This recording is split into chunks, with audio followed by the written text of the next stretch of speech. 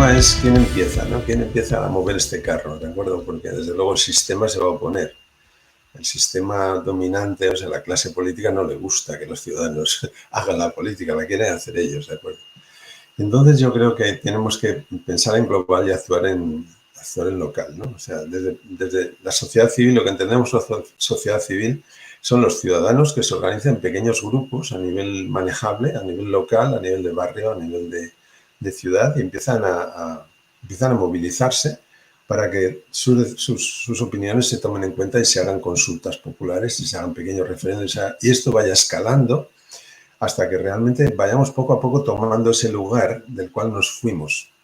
Porque hoy en día la dinámica que hay respecto al poder, así en general, es que hay que ir contra el poder, ¿no? Hay que destruir el poder, destruir el Estado, quitarle el poder a los poderosos, a los políticos y tal, ¿no? Pero realmente se podría hacer mucho mejor de otra forma y no hay que ir contra, hay que ocupar nuestro sitio y no hay sitio para todos. Si lo ocupa la sociedad civil, sobran todos los que están ahora manipulando, ¿no? Y manejando. Es decir, que no es proactivo en vez de reactivo, ¿no? El tema de la educación para mí es algo similar, ¿no? Hemos dejado la educación de los niños en manos de los maestros, ¿no? Total.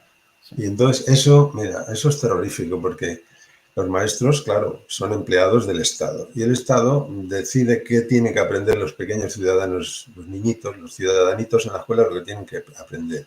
O sea, la fábrica de ciudadanos adultos es la escuela y la escuela pública es una correa de transmisión de la ideología gobernante en el momento, la que sea. La pública y la privada, ¿no?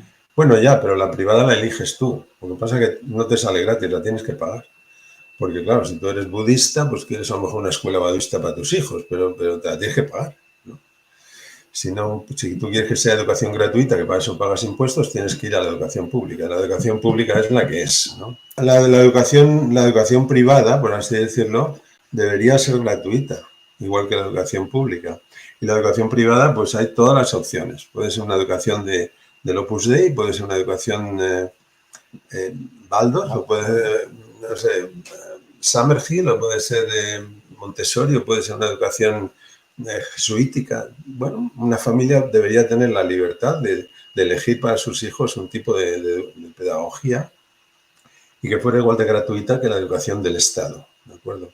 El problema es que el Estado no ayuda a las iniciativas privadas de educación, ¿de acuerdo? Entonces ahí tenemos un problema, porque entonces la pedagogía privada es elitista, porque solo es para el que se la puede pagar, ¿no? Entonces el problema de la pedagogía, como digo, es doble. Por un lado, que hemos dejado la educación en manos de los maestros y la educación debería ser una responsabilidad de los padres con ayuda del maestro, ¿no? O sea, igual que hemos dejado nuestra salud en manos de los médicos. Te iba a decir eso. Sí. La salud es cosa de cada uno con ayuda del médico, ¿de acuerdo? Y la política es cosa de cada uno con ayuda de los gestores públicos que estarían ahí gestionando. Entonces, por un lado, eso es volver a ocupar el sitio del que nos hemos marchado, ¿no?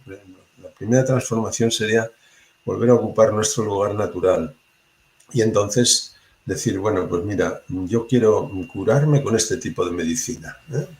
O yo quiero elegir este tipo de terapia y tengo que tener derecho a elegir cómo querer curarme, ¿no? Que no esté prohibido, ¿no? Como está ahora. Ahora solo está permitido la visión oficial de lo que es la enfermedad y la salud.